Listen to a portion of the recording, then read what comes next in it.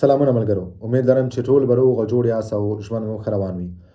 ملګرو، یو ورور پوښتنه کړې ده، دی وایي که چیرې یو کس په بل هیواد کې، یعنې په افغانستان کې نه، په بل هیواد کې د واده وکړي، نو آیا دې دپاره هم ورته شرایط دي کوم شرایط چې که یو کس په افغانستان کې واده وکړي او دوی غواړي خپل فامیل، خپل میرمن راولي، آیا دا شرایط ورته شرایط دي، یو شانتي شرایط دي او که نه فرق لري؟ ملګرو، دغه شرایط ټول یو شانتي دي، هیڅ فرق نه لري.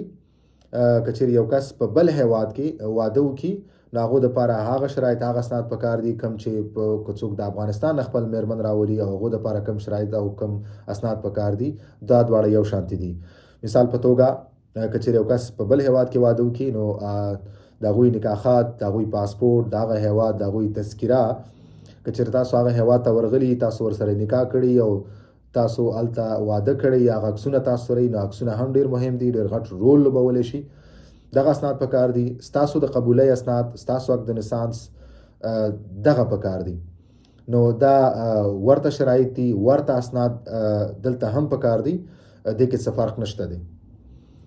صرف په هغه کم هیواد کې تاسو واده کړی، هغه هیواد کې به ستاسو میرمن د فرانسې سفارت ته ځي، کونسلګرۍ ته به ځي او هلته به ویزه دپاره رندیو وخت اخلي. نو دغسې په دوی خپل اسناد جمع کولی شي تر څو دلته تاسو یې راوغواړئ، تاسو سره راشي، تاسو سره دلته ژوند وکړي. نو شرایط د دواړو د ټولو یو شانتي دي، هیڅ فرق نه لري.